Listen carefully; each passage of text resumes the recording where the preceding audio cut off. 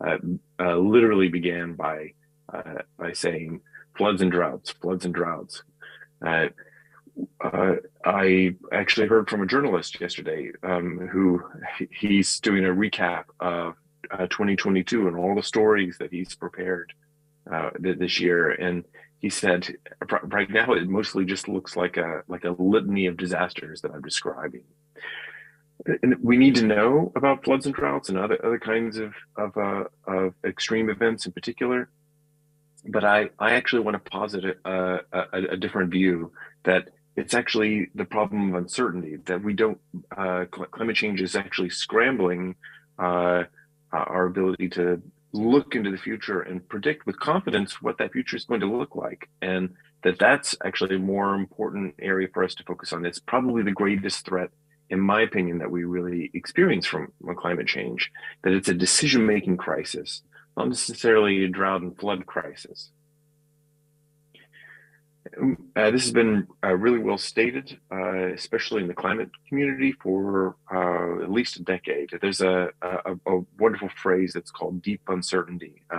It was really proposed by an economist from the World Bank, Stefan Hayek.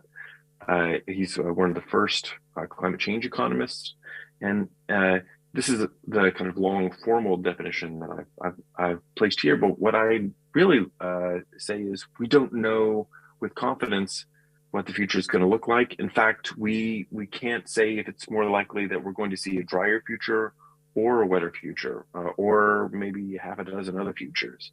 We don't know which one is even more likely to occur. So deep uncertainty is often characterized by us as decision makers, as practitioners, by questions like, I don't understand what the future is going to look like. There's not enough evidence for me as a technical decision maker in order.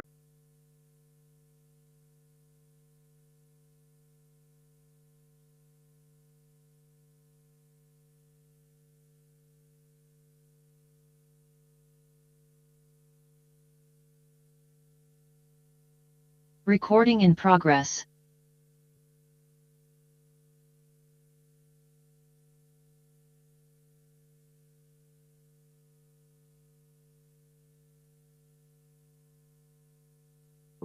A cluster of problems. Some of them may be different sizes and orders, and we actually say those are actually connected. They're a single problem, and that we can see patterns and linkages between them. And especially in this context of deep uncertainty, if we can't know the boundaries, then it actually is really useful to make our whole diagnostic process broader. And in fact, one of the most powerful ways to do that is right at the beginning of a process to include more people so that we can see more of those connections, that we have more eyes on the problem, in fact. And that's a very powerful transition. This is an approach that is generally referred to now as bottom-up approaches. And I'm going to talk a little bit more about what that looks like at both a theoretical and a practical level. I'm a biologist by training. I've been working in climate change for a long time, but I'm really a fairly classically trained ecologist. And this idea that about whether we have simple problems or complex problems, it's a long lasting pattern. And I'd say it was a choice, and there not necessarily was a strict reason why we had to go with this idea of trying to make simple problems. As an example, in biology, when we're trying to define different species, it seems like, especially if you're not a biologist, like it's really easy to describe what the differences between one species and another species, like the cladistics paper, this taxonomic paper about frogs, the image on the right. But actually, if you see how people do this in practice, the professional biologists that have been arguing since at least Linnaeus 3 centuries ago, we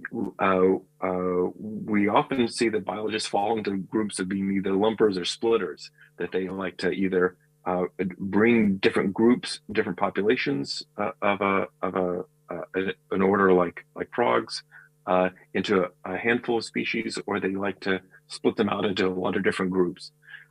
It's there's no in many cases, a very clear, strict biological basis for being a lumper or a splitter.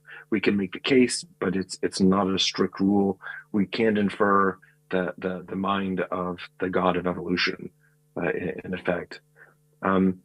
This idea that deep uncertainty is a challenge to our decision-making process means that I believe that we need to find synergies between once divergent topics, disciplines, institutions even, and really try to become lumpers in how we view problems.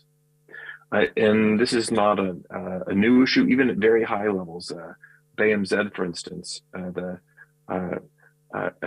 key German ministry, a couple of years ago announced a One Health approach that includes climate change, human health, climate, and water all in the same larger program. That's a very powerful framing. And this was done before COVID, and it seems very prescient actually during the COVID era to be able to link those topics. And I think it probably made for a much more substantive and effective analysis of how to respond to new problems like COVID.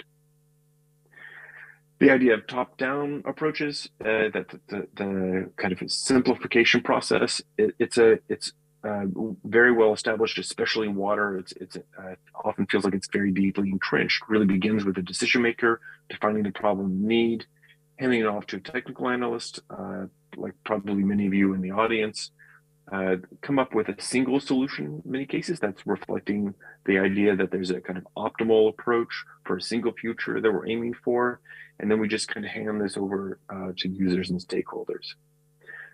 But the bottom-up approach is as a way to cope with uncertainty is very interesting. It's a systems level approach, and it really starts off by changing the role of that technical analyst and saying we need to actually engage with users and stakeholders at the beginning. We need a shared vision of what the problem is in order to develop an effective set of solutions. And that's really key here, where it's not just one solution anymore. We're looking at a full range of futures and trying to develop multiple solutions that then the decision maker might pick one, might pick several that could be staged or could be overlapped with one another over time.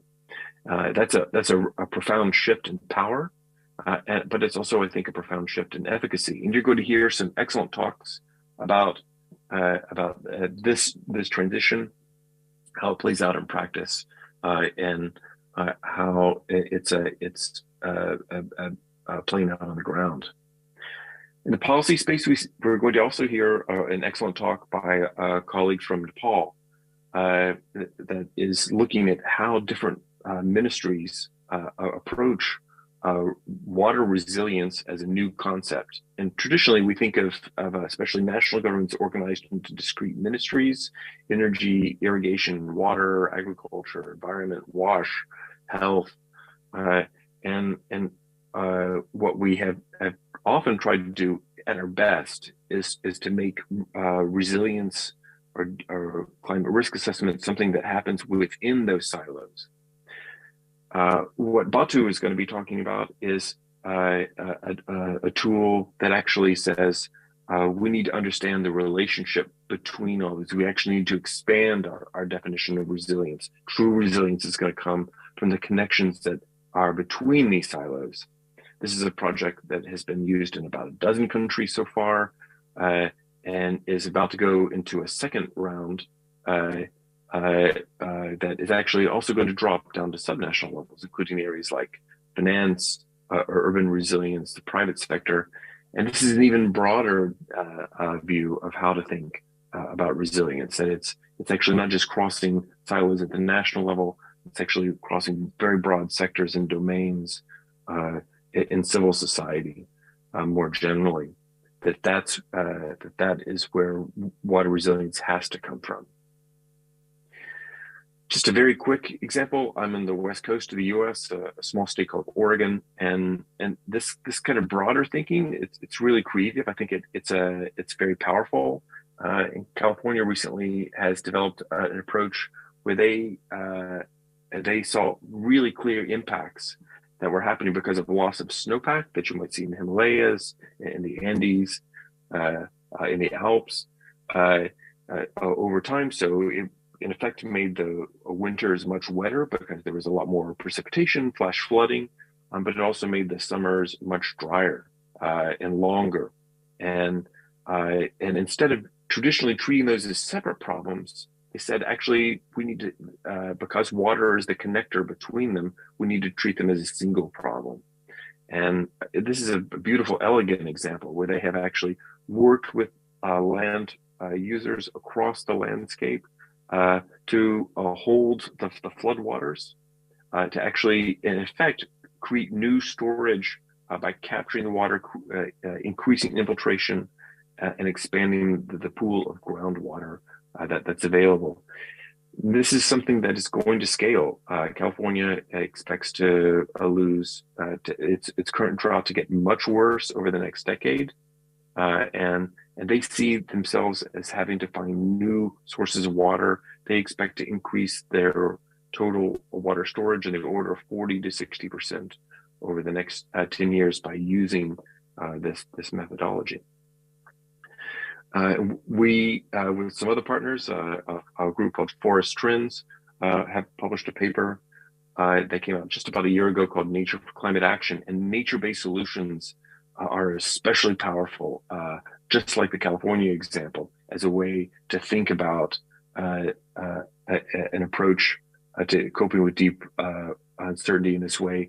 In this paper, we call it deep resilience, this layered approach, multifaceted approach to how to include more complexity, more voices for effectively better solutions. Thank you so much for your time. I apologize for the delays in the start of our session, and I hope that you will give the following speakers your full and total attention. Thank you. Excellent. Thank you very much, John, for the great overview of some of the principles that we'll be covering throughout the duration of this session. Next up, we'll hear from Guillermo Mendoza and some of the work being done in Thailand to put these ideas into practice. Dr. Guillermo Mendoza is the International Programs Manager and Team Lead for Integrated Water Resources Management with the U.S. Army Corps of Engineers Institute for Water Resources. He provides international and domestic support to decision-making for complex water resources problems, such as implementing IWRM, implementing trade-off analysis, collaborative modeling for decision support, and risk-informed decision scaling for climate change adaptation. He's also the lead author of Climate Risk-Informed Decision Analysis, or the CRIDA framework, which he'll be talking about in just a moment. Over to you, Guillermo.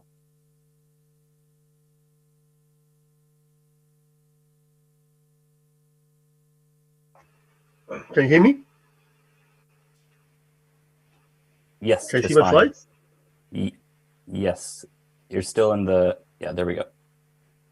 All right. So I want to talk about a project in Thailand, a city, it's a secondary city called Udon Thani. So Udon Thani it's a pretty interesting city. It's a city, northeast area, Isan. It is experiencing rapid growth, like many secondary cities. It is one of the hubs for the high-speed railway going down through Southeast Asia. They've been experiencing increased droughts, increased floods. But as John said, the problems are not the floods and droughts themselves, but it's the uncertainty how to deal with them. It is the impact, the economic losses. It is the uncertainty the investor may have to in the city, right? So that's kind of laying out the problem. But what's really important about the city is that they put high value on quality of life. They want to maintain the sense of being, and a Thai culture. They do not want to become this big urban jungle. So when we start engaging in Thailand, like many other places, there's many basic but hard questions, and this is something that getting to John at defining the problem statement that people sometimes don't step back and think hard about. And the photograph here is a photo from 2011. It's where many of these kind of questions came out at the World Bank when the World Bank started questioning that we may not be thinking about how we plan for climate change correctly. And these are very basic questions. When you plan for something, what future do we plan for? I mean, we spent a lot of money and time trying to predict the future, get projections and what should you plan for, but you still have to choose, and that choice matters in your solution making. Understanding what is the source of your failure is important, and the many ways to get there. John mentioned the California case earlier. We engaged with those folks, and they had thought for a long time that the problem was rainfall. The atmospheric rivers coming into California, the patterns of those, and it turned out to be temperature, and the many different combinations of shocks and stressors, and it's very hard to know often what is the dominant source of stress. What what leads to failure? Another basic question is, that needs to be understood in your solution making. There are many ways of going about it. Do you want to be? How do you know your current processes are not enough? Maybe your current safety margins are sufficient. Maybe, or why should you recommend a plan that's more robust or more flexible combination? You need to be able to communicate this to your decision makers. And finally, that at the end of the day, who's going to pay for this? And how can you justify paying for something more for gaining the same benefit? Because that's at the end of the day what we're talking about. Under most stress, delivering the same level of service for more money. So how do you justify that? So these are some of the really basic questions that we came to address. So I don't know how many folks have been familiar with CRIDA. CRIDA is a bottom-up approach that starts with asking the question, what is chronic failure, and planning around that. And it really leads to three basic principles. And one is the ability to generate plans without having to predict the future. Because prediction of future is hard. There's high uncertainty. So, but what we do know is what failure looks like. And how do we know failure? We ask stakeholders. Stakeholders know what failure looks like. A farmer knows, the profits that can take him or her out of business, right? Second, we need to be very systematic and pragmatic on how we identify vulnerabilities to these futures, and we can't spend a lot of money doing this because most places have a year to come up with a solution. You can't spend a year just trying to understand the certainties. So how do you go about doing this in a very pragmatic way, a cost-effective way? It costs money to hire Rand Corporation, right? So how can a small city, a secondary city, get all the analysis it needs to provide an idea of these vulnerabilities? And third is the idea of a collaborative framework for risk-informed decision-making. Because at the end of the day, what we're the questions that we need to be asking for is, what is failure? And like I said, stakeholders know failure. And the second big question is, well, how much risk are you willing to take?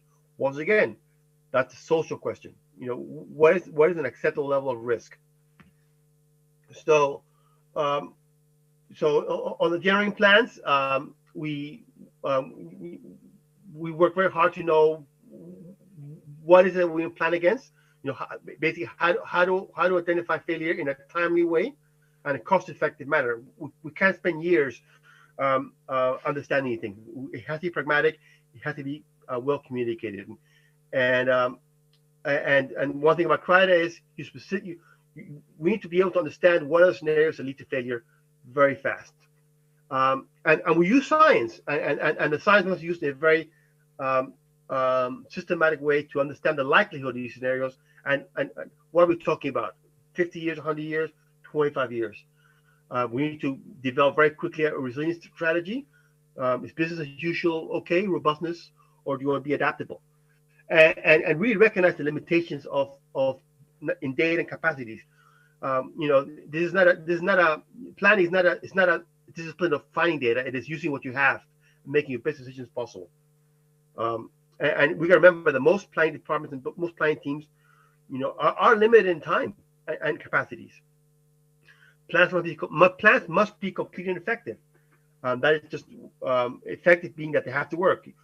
If you're going to do a project that involves green infrastructure to deal with climate change, you have to show what are the benefits. And one thing we do this on the CRIDA is we stress test. We, just like the aviation industry does. You find out what failure is and try to break it. You try to break the system to understand what leads to failure and how to mitigate that failure.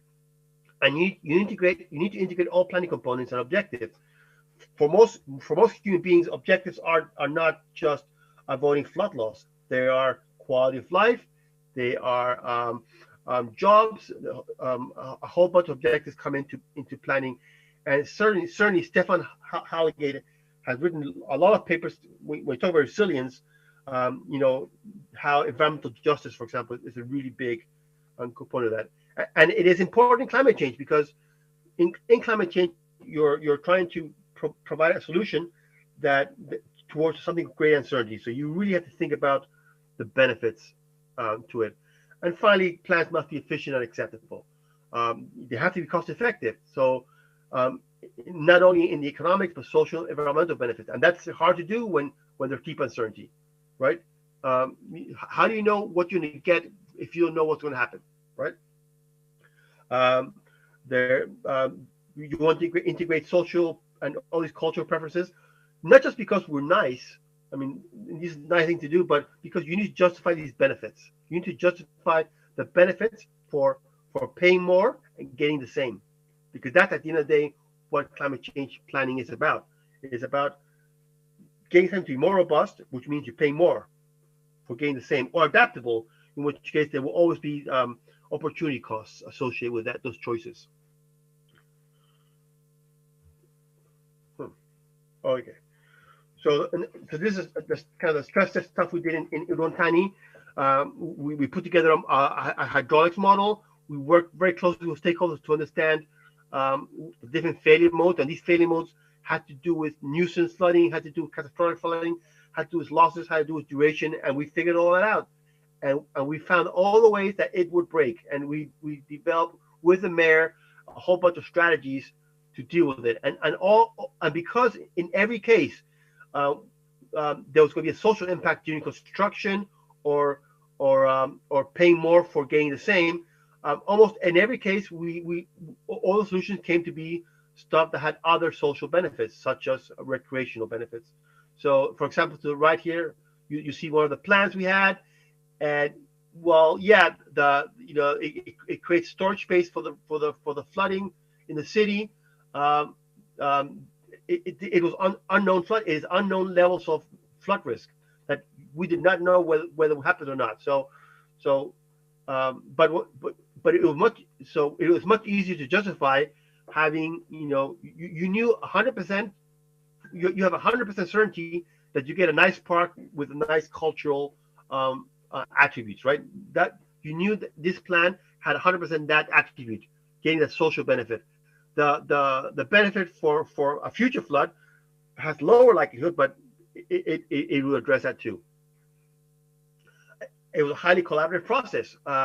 We engaged at every stage, the mayor and public works department, the stakeholders, because at every stage of the way we wanted to know what levels of robustness or flexibility, adaptability were reasonable, and some choices were politically not very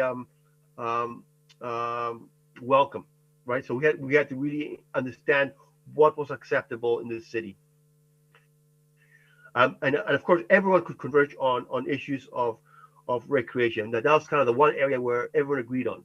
There was a lot of disagreement about what level of flood to plan for. A lot of agreement on we want more parks. Okay, so we merged those two things. So the other thing that was really big was really trying to justify co-benefits, and we did that through incremental cost analysis. It's a procedure that the Army Corps does for planning for non-monetary benefits. And on the left side here, you will see this is a hypothetical drawing, but this is the concept for you to understand how we work this.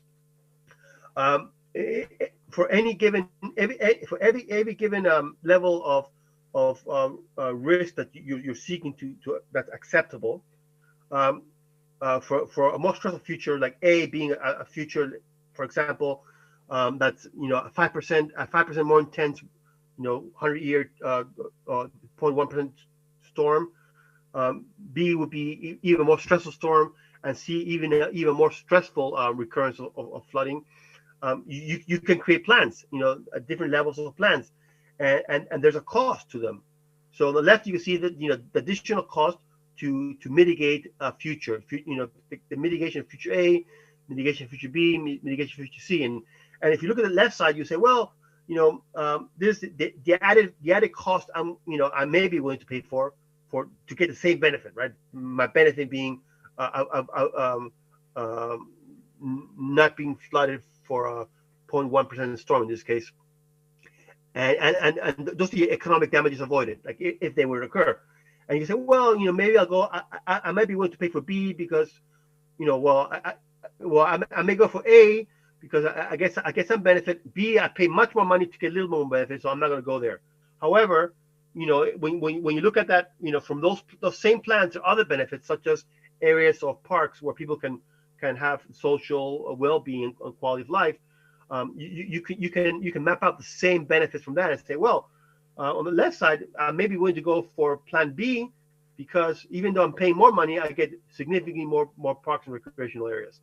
So this is kind of the way we work with stakeholders, decision makers, trying to balance all kinds of objectives. So that's in a nutshell my 10 minutes, I think. Thank you so much. Excellent. Thank you very much, Guillermo. Now that we've seen an on-the-ground example of CRIDA being put into practice, we'll hear from Koen Verbist to learn how UNESCO is scaling up new risk assessment methods across its global programs. Dr. Koen Verbist is a program specialist working at the UNESCO headquarters in Paris, where he's responsible for the implementation of the Water Sciences program,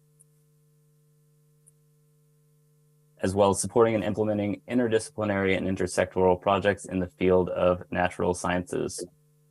He's also supported the development of a novel approach to address climate change impacts on water resources and to identify appropriate adaptation pathways. I'll leave it at that for now, Koen, and turn it over to you.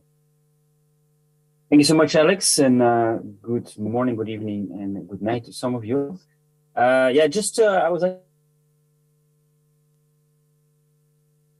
program. So I wanted to use the story of CRIDA, and I think we already heard some references to that in the previous speaker. I get some messages on. I'm not sure if you can still hear me. You're coming in a little choppy. Okay, let's see if it goes. Basically,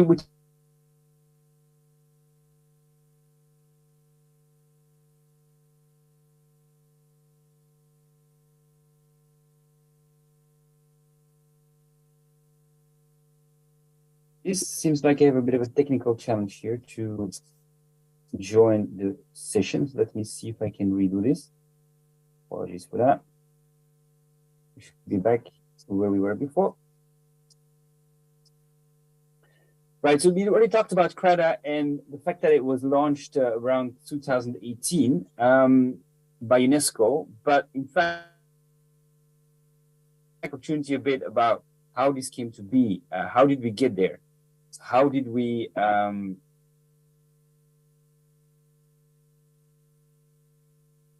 3,000 people trained, more than 15 case studies. Sorry, having these challenges. Just to highlight that the seed of CRIDA was planted in 2008 by a paper.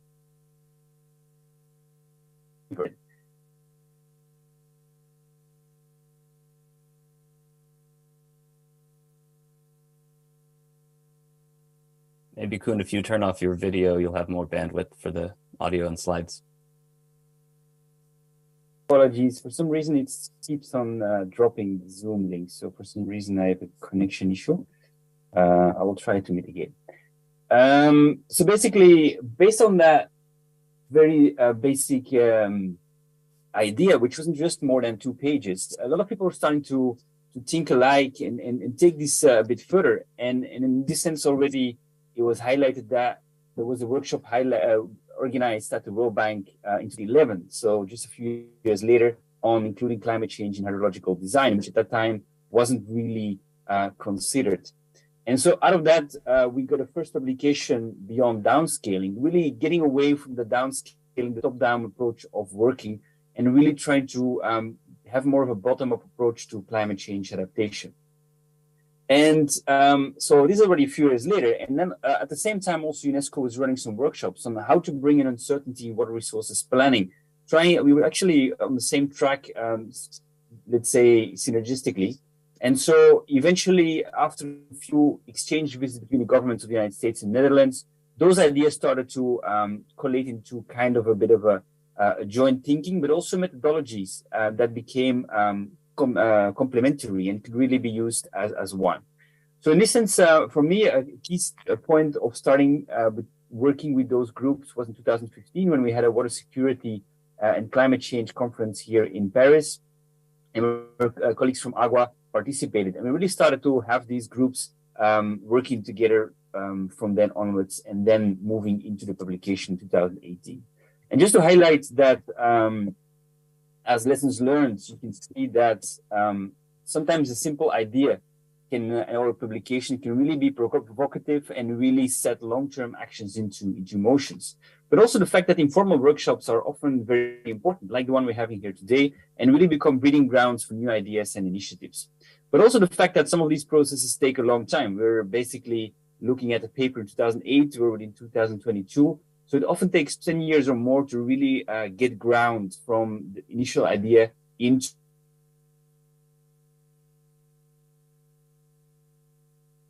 presidential elections can have an impact. Remembering that at the time of publishing, we had a different president in the White House who wasn't really too keen on climate change. So also that can influence us and delay some of these publications as well. Okay. So moving on, CRIDA became kind of an incubator for thinking about this resilience.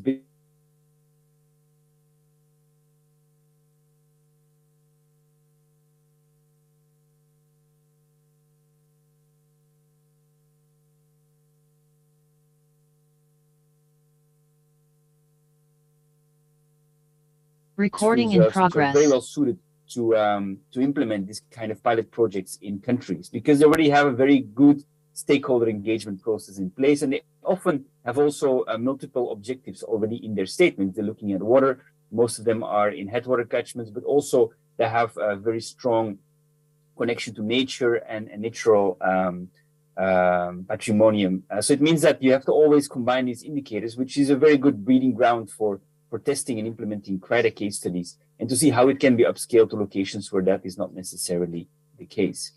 And just to give an example of a recent case study, which we did in Zimbabwe, which is really like giving us new tools and methods to really refine the methodology over time, specifically also in areas of less available data. So really developing new tools, new guidelines, how to work with stakeholders and really see what kind of tools can be used to really make sure that those discussions lead to useful information to really get to the next level. In this case, these are really like systems diagrams to really understand all the complexities, the challenges and the interlinkages before we really start planning for adaptation.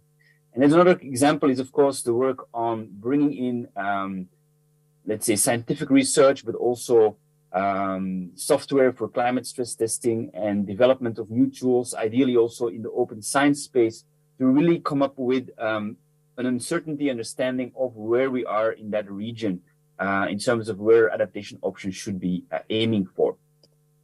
And also one of the things we found over the running this case study is that because of this, the nature of the community ownership of the process, we often see that it leads to preferential nature-based solutions as solutions opposed to infrastructure-only activities. And that's actually one thing which we think is also a linkage between the discussions on how to promote nature-based solutions is by bringing these citizen science and also the people on board from the start it really becomes a process where nature-based solutions get more hold into the discussion for adaptation. And of course, we're continuing from where we started, and because of the pandemic, we also started to move into online learning. And in this case, we were able to really scale up capacity building needs, and in this sense, we reached over 3,000 people already at this date from more than 114 countries. We also have been able to really put it in different languages: Spanish, English, French, Arabic, just launched at the COP a few weeks ago. So really trying to reach a large audience that can really learn from these kind of approaches and also see how useful it can be for them and start to work on case studies that are relevant. In this sense, also an important element is to integrate CRIDA into more formal processes. And of course, we have Intergovernmental Hydrological Program of UNESCO, which is a really very strong structure already existing for several decades. And under this strategy, we really put CRIDA the first time into the key activities. So meaning that it allows CRIDA to really become formally part of an intergovernmental process at UN level. And it really becomes also a reporting opportunity to all the member states who are part of UNESCO.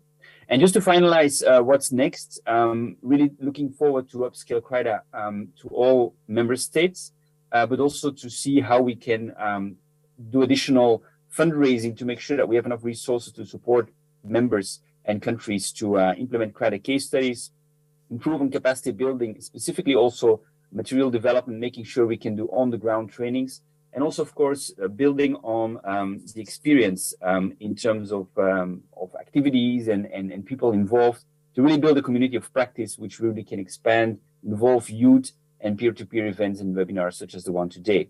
And just to inform you also that we have a conference coming up in April in Paris, which also will take CRIDA as one of the topics of implementation. So thank you so much, and I'm looking forward to see you soon in any of the following up activities. Thank you so much. Thank you, Ku. And now, keeping on the theme of mainstreaming and demand-driven training, we'll next hear from Baba Dungana, who will talk about efforts of the UNFCCC to build capacity among national climate planners. Baba Dungana is a program officer with the UNFCCC Secretariat. Since 2007, she's been working at the international level in the field of climate change, supporting and advising developing country parties to prepare for the implementation of the Paris Agreement, with the focus on the enhanced transparency framework. She coordinates the work of the consultative group of experts, which provides technical support to developing countries to enable them to participate in the MRV and ETF process. Baba has a master's degree in natural resource management from the Asian Institute of Technology. She also has experience in areas of access to energy services for poverty reduction, having worked for the Asia Pacific region previously. Baba, I will turn it over to you now. Great. Thanks, Alex. And a good day to everybody who is joining this session here at this conference today. It is great to be here. So as Alex has introduced me already, the focus of my presentation is going to be on this building of technical capacity amongst national experts and climate planners. So next slide, please, Alex. As Alex did mention a number of jargons and acronyms already in my introduction, maybe I will delve right into the enhanced transparency framework of the Paris Agreement. So in the Article 13 of the Paris Agreement, it established the enhanced transparency framework for action and support. As a party to the Paris Agreement, countries are obligated to provide their national reports on their climate actions. So this includes the progress towards achieving their NDCs, the adaptation actions, other good practices, priorities, and gaps, and which all will inform the global stocktake. In addition, countries can also, through this national report, provide information on the type of support that they have received and also provided this support as well. So a lot of times this framework is actually a part of a mutual trust and something that builds confidence to promote the effective implementation of the Paris Agreement, as reports submitted to the UNFCCC process are available online and accessible to all. Thanks. Next slide, please. So just putting it in the context of the Paris Agreement processes. So one of the things that we are well aware of is the nationally determined contributions. So this process is, we can look at it in the cycle that I have presented here today. It is the first part. So the NDCs are you can look at it in terms of an aspirational goal that a country has set upon themselves. Then after they have set upon this, within the context of the enhanced transparency framework, countries have to submit every 2 years what are called the biennial transparency reports. And this information that they provide is on greenhouse gas inventories, tracking progress towards their NDCs, climate change impacts and adaptation, support provided and received, and also support mobilized. So all of this information, as I've mentioned, goes through a process which is then reviewed by international experts. And this is followed by it's called the facilitative process to review and ask questions to the country. Then this is every 2-year process. And then from that, it leads to also consideration into the global stock take. So this is just looking at the bigger process in all of this. And when we talk about this process, one thing to remember is also that it is building upon the convention process, which has been there for over 20 years, where countries, especially developing countries, have periodically been submitting what were called the national communication reports, and then more recently what were called the biennial update reports for developing countries. So it is not a completely new process that countries are being engaged in. It is actually a process that has been ongoing, and through the Paris Agreement, this process has been enhanced, hence the name Enhanced Transparency Framework. And also obligations have also increased for developing countries. So keeping that in mind, one of the expert groups under this UNFCCC process, the consultative group of experts in order report has looked at past national communications, biennial reports of developing countries. And through those reports, it has been synthesized to see what are the areas of capacity building support that is needed. Next slide, please, Alex.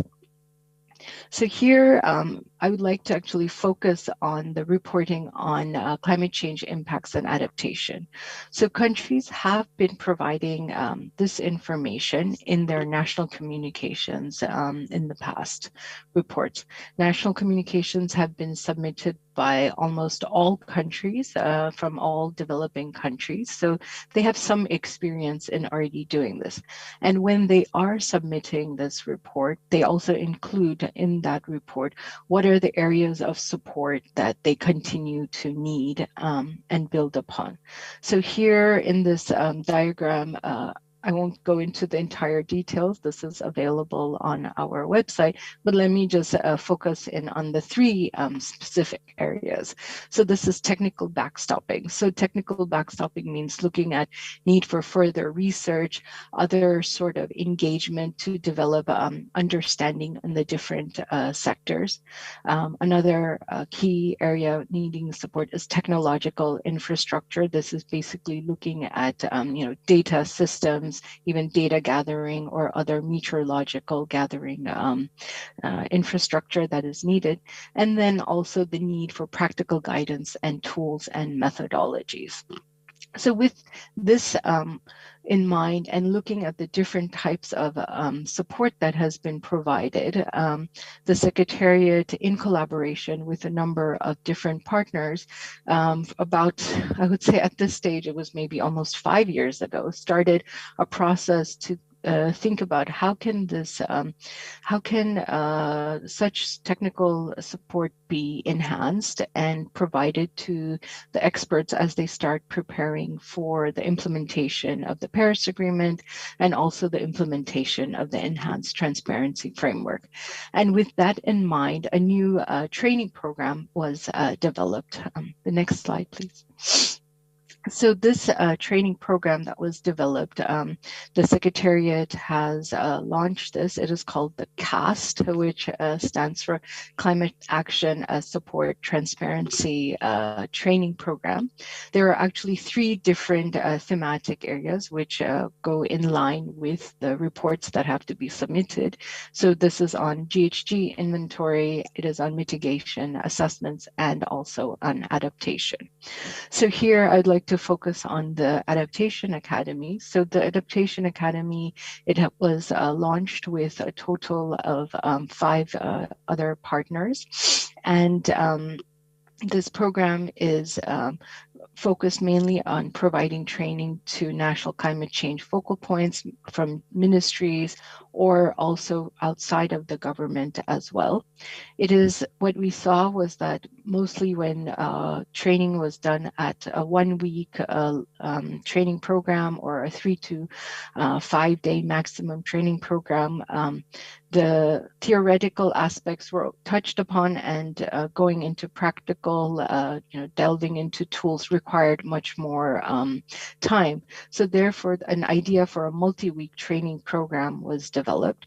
So in collaboration with all these different institutes, this training program has been developed, and I would say it has already now been running for 2 years. Last year, the training program was done on an online version due to COVID.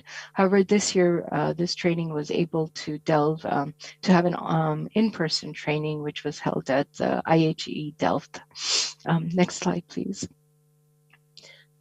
So this training program this year was actually a 3-week training program, and there was a wide interest of participants. Altogether, it was with 25 participants coming from 23 different countries. It went into both practical tools that were provided, the theoretical side of climate change, the various assessments, and then linking it to the UNFCCC process as well. One of the activities from this training program, which was, I think, rewarding for both the trainers and the trainees, was this workshop tool where students actually delved into their reports, got an understanding of what their countries were had presented in their nationally determined contribution, and then linking it to what should be reported. So when countries develop these reports, it should also be seen as a tool to then take back to look in their own national capacity to develop their national plans and other tools and methodologies. Overall, this training program had participants from, it was global, and what we are actually hoping to do in the future is to have a regionally focused training programs as well. So next slide, please, Alex. Yeah, so so this training program, we're hoping that next year or in the future years, it could be regionally focused to bring participants together from the region to share their different knowledge and experiences in assessments, national planning, and some also reporting back to the UNFCCC process. For this, we are always open for collaboration. So both Alex and I have been leading on this, so please feel free to reach out to us on this as well. I think this training program has yielded in developing a pool of experts that are now able to take this knowledge, take it back home to their countries, and link it together in linking their NDCs and also their other national plans.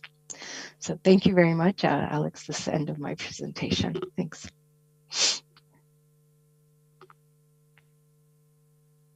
Thank you very much, Bava. And our final speaker for today is Batu Upredi, who will cover the ways in which water is being used as a synthesizing framework to evaluate national climate plans. Batu worked for nearly 30 years in the government of Nepal. His work involved creating environmental awareness, developing EIA guidelines and manuals, institutionalizing EIA in the government system. From 2007 onward, he's been involved in UNFCCC processes and served as the first head of Climate Change Management Division in the then Ministry of Environment for 2 years.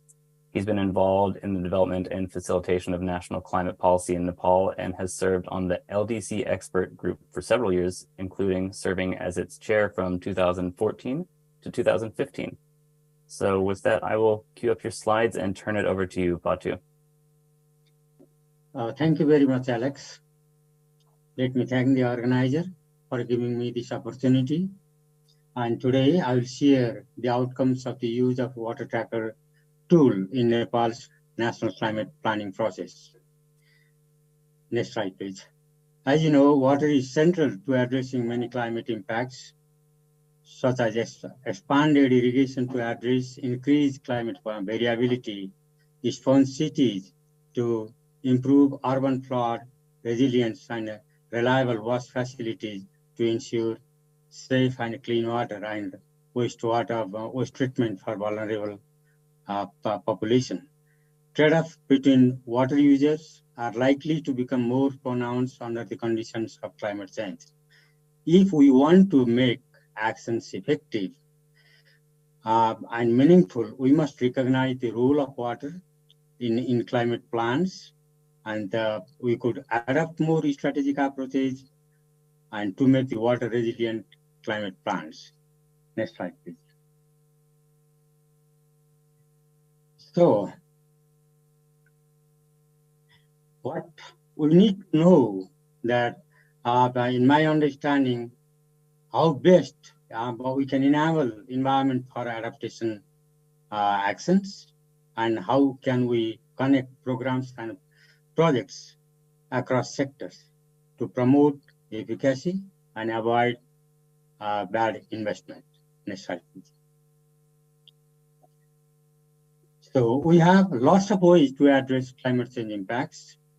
We can evaluate greenhouse gas emission reduction as committed through the nationally determined contributions, which almost all countries, I think, have submitted the national NDCs with some commitment on their mitigation and their adaptation. But there are few approaches and tools to adapt to and build resilience to climate change impacts. And the water tracker, I consider, is one of the first tools that begins with the ideas and the understanding that the best adaptation and the resilience are water-based. NDCs and the national climate policies should accord high priority on water resources management and sustainable utilization in and across other policy instruments. Water resilience should be seen as a connective tissue between the programs and the projects and also among the sectors, and can ensure that the investments are meaningful and effective to address our challenges. So, Water Tracker is a self-assessment checklist based around the principles of water resilience. It builds on integrated water resources management and water energy nexus concepts. It considers ways to achieve the goals of the Paris Agreement, Sustainable Development Goals, and the Sendai Framework on Disaster Risk Reduction. Next, please. So, Water Tracker tool also helps to recognize the water for reducing carbon emissions, generating renewable energies, sequestrating carbon, and addressing climate change impacts. With this in understanding, Nepal has used this tool to understand the state of water in national climate planning and climate considerations in national water resources policies and plans. That is, we have used two-pronged approach and to understand how is water described in the plan, what institutional mechanisms exist for the implementation of plan, around the water, and how do sectors acknowledge water in the mitigation and adaptation actions, and whether they are linked with finance processes and the implementation of the plans. Next, please. Alex, next, please. So we applied this water tracker tool in 14 policies. 7 were recent climate change policies. They were prepared after the Paris Agreement. And 5 were water resources policies. One of them was the irrigation policy was prepared in 2013. Others were after the Paris Agreement. And I also reviewed the National Environmental Policy and the National Environment Protection Act. The legislation has provisions for climate change adaptation and the greenhouse gas emission reduction. So we have, during the review process, responded the 119 questions developed by AGWA. Basically, much focus has been given on NDC and the National Adaptation Plan. So based on the review, next please. Based on the review, we came to some conclusion that water is considered as a risk in almost all reviewed policies and plans. And it is considered as a sector, and there is a sector in the National Adaptation Plan and the climate change policy. And the resource, only the water is considered as a resource only in the water sector policies. Adaptation is prioritized in number of policies and plans, including water sector policies, and the NAP accommodates climate resilient sectors. In the spirit of the climate change policy, there are 8 thematic areas and 4 cross-cutting areas.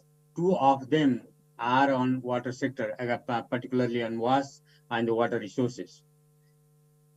But interestingly, water requirements for mitigation targets and adaptation goals are not considered in any of these reviewed 14 policies.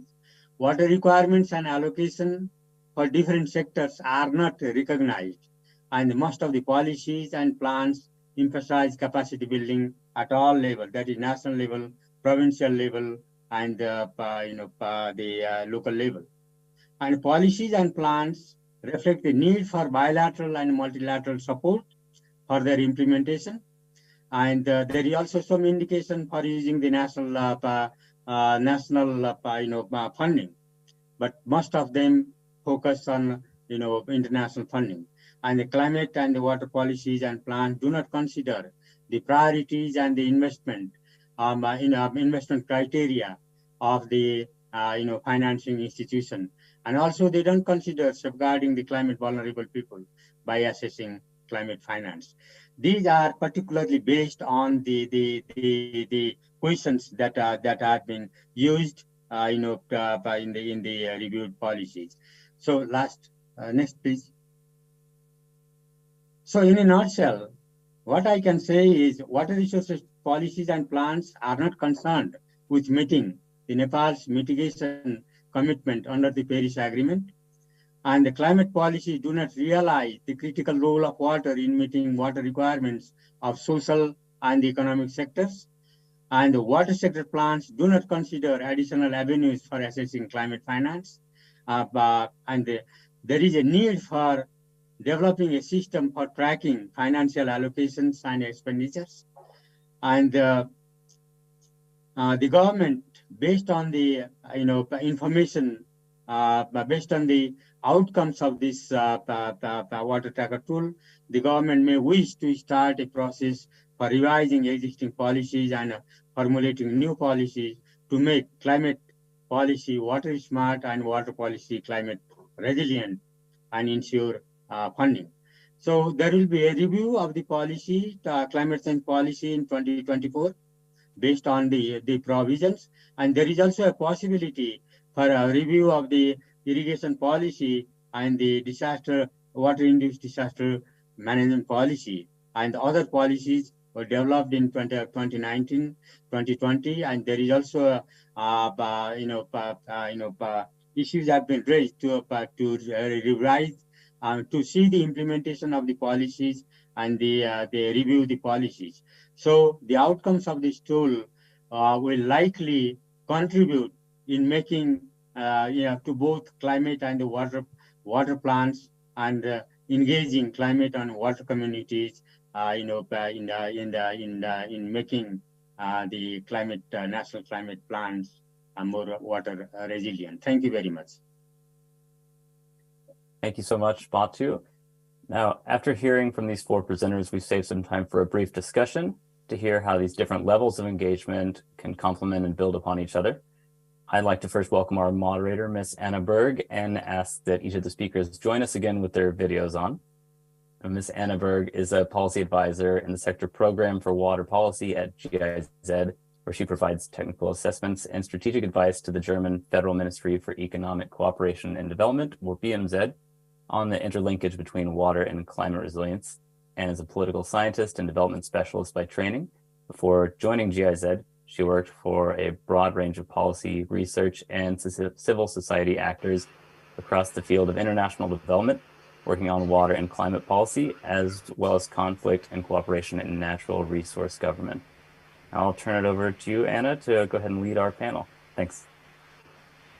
Hello and welcome everyone to this panel, where we'll take a closer look at bottom-up climate risk assessments, particularly special risks and opportunities associated with water hazards and water resilience. I'm really excited to hear from our speakers of this event, and before I dive right in with the first question, I kindly wanted to ask our speakers to stick to around 2 to 3 minutes for their responses, as they're somewhat running short on time. Now, without further ado, I'll just jump right in with the first question, which goes to you, Guillermo. So your example focused on the use of CRIDA as a new means for planning and assessing risks. And it was a break from business as usual for most of the stakeholder groups, I assume. So which groups were the easiest to convince, in your opinion, and quickest to jump on board? And which groups took some more time to convince to come around? Anna, great question. I think the groups that were hardest to come around were probably in the standard engineering approach, you have, every planning department in every city in the world has their maintenance crews, right? So in the case of Uruntaini, you had your existing stormwater systems, and they're maintained by a bunch of folks that are very good at maintaining pumping systems and all the hydraulic structures. So those folks kind of saw every answer as being very related to pumps, because that's what they know. And same thing with the city, like for maintenance, you have a whole bunch of crews that are good at that. So when we came out with CRIDA, coming up with different types of solutions, they were perhaps the most resistant on coming up with solutions that were outside the comfort zone. But otherwise, we had really good reception across the board, because we did not focus on a degree temperature change or rainfall change. We focused on what failure was, and everyone agreed. Everyone could rally around that. Over. Okay, thank you very much for this insight, and also for sticking to the time limit. Next question goes to Batu. It's about the water tracker, because the water tracker tool was used in Nepal to look at a number of different national climate plans. What was your experience like trying to bring together different ministries or sections of government to develop a more complete picture of how all these plans align or conflict? And are you optimistic about in the outlook for change as a result? Thank you very much, Anna. This is recently, reviewed, and the government has formed a 3-member technical working group for the beginning. These are represented by the policy-making institutions, Water and Energy Commission Secretariat, Ministry of Water Resources, and the Ministry of Forest and Environment, the climate change focal point. So as of now, only the technical group knows about the initial results of this water tracker tool, and they are convinced. And I have had the water sector, and in due course of time, we'll share this information, and with the larger audience, also linking with the Global Water Leadership Program. We are thinking on that. So in the regular meetings and working groups of the Global Water Leadership Program, I do hope that the technical working group is fully convinced on the outcome, and the others will also be will also find ways to revise and consider the outcomes of the water tracker in water sector and this climate policy, including other sectors.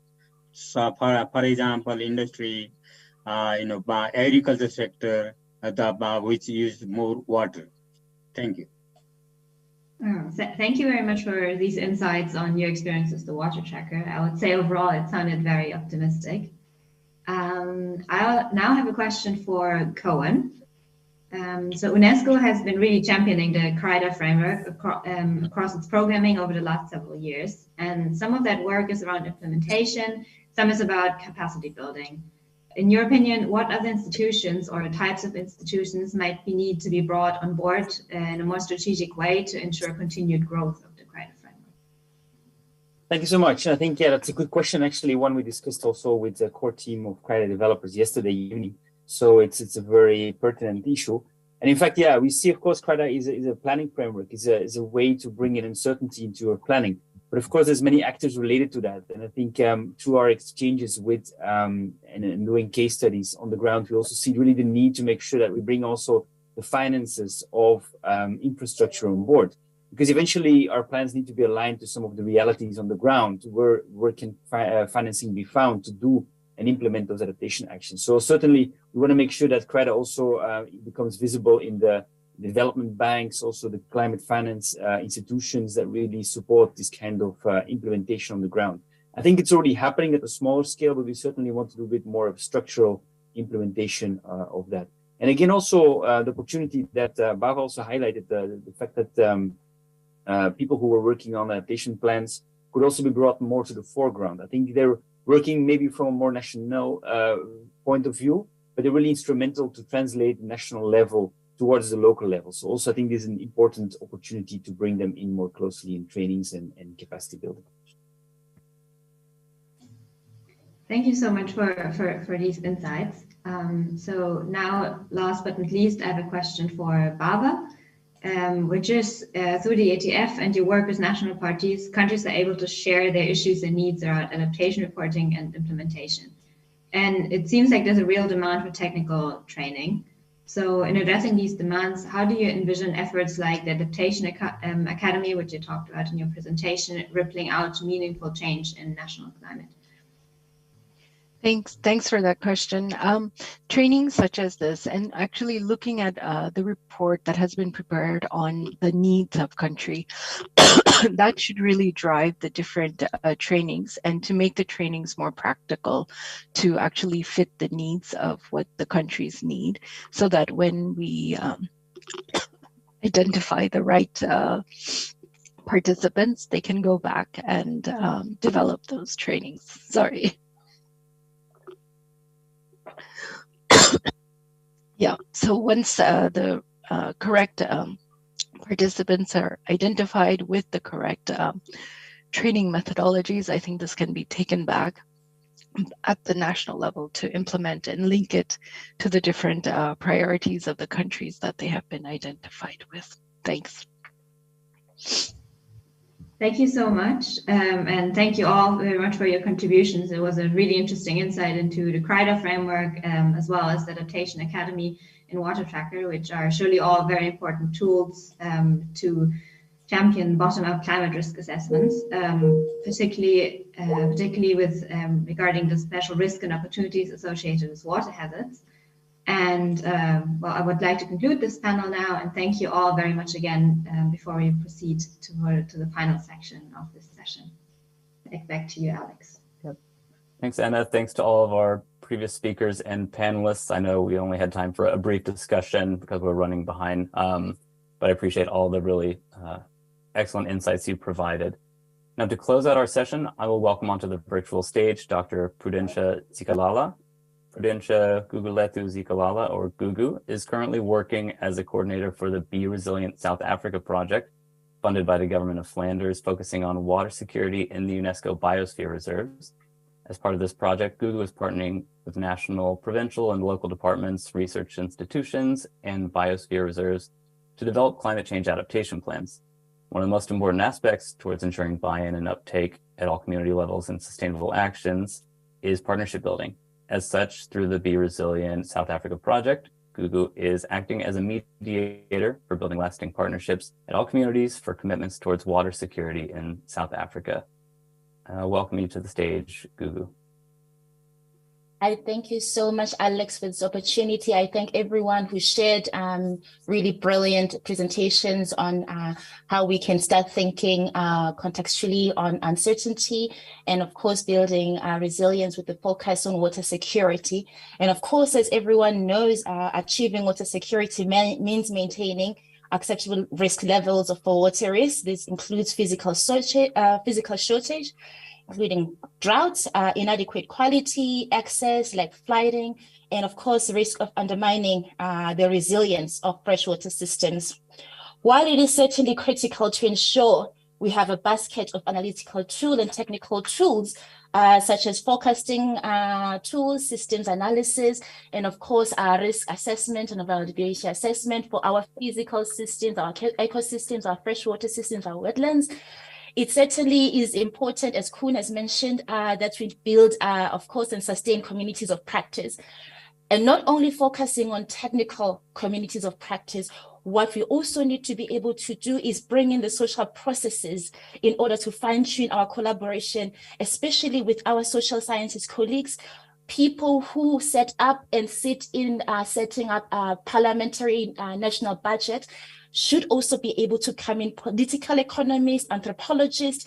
We need to all be able to get together really in order to sit down and address how unequal access to power, as well as finance, resources from the planning process to the doing of climate change adaptation within the context of South Africa, and I believe also a context of a lot of developing countries. Water security also has to mean an addressing of indicators, not only for our physical systems, our stream flows, or our ecosystem indicators. It also has to address what indicators are meaningful to the people. This means what does it mean for water security to connect to addressing poverty, inequality, and unemployment. So I think that while we certainly have built here a way of understanding climate change resilience and really understanding water security coming in within the picture of our climate future uncertainties, and the idea of a water intelligence center as shown here by the water tracker, we also need to think together as our next purpose as climate change project is how really do we ask and get to how we can address the following. One, how does water security and climate change resilience get to addressing reduction of poverty and inequality or equity?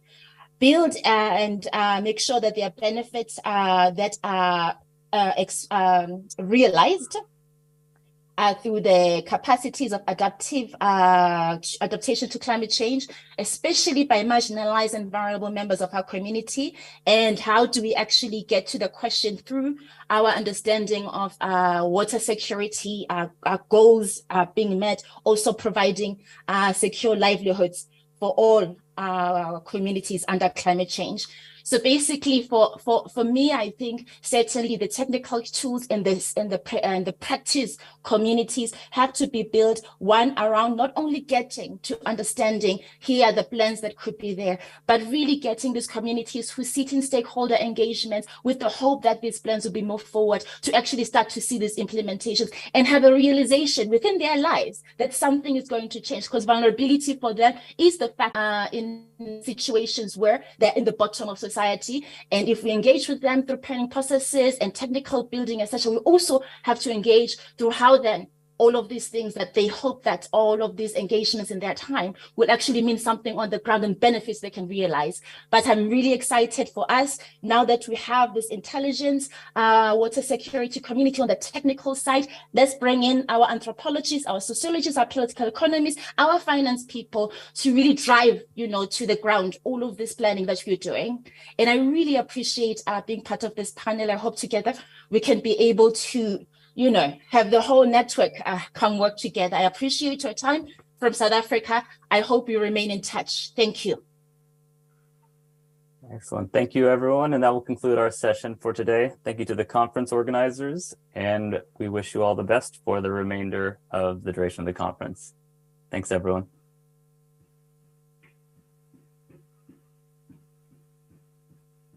Thank you. Thank you very much.